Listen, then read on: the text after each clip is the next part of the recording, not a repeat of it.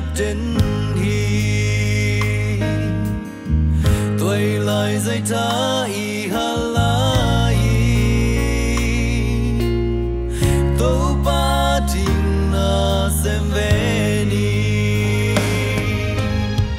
tô ba dòng ni hun tom nê su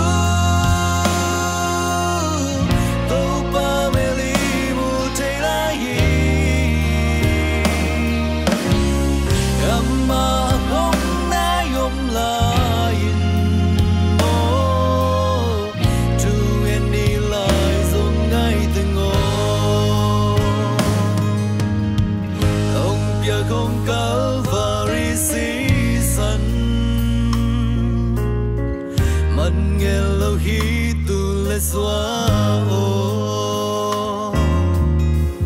at chua na te hong in man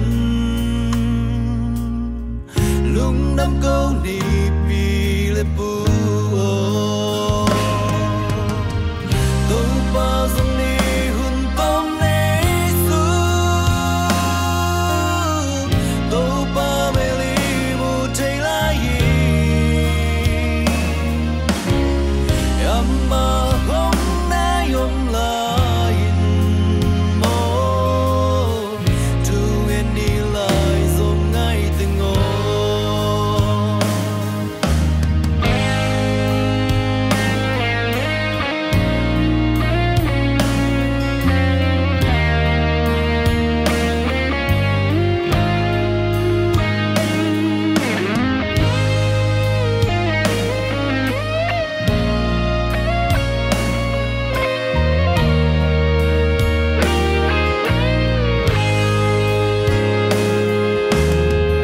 sâu vẫn tôi chill lệ tôi ngay yo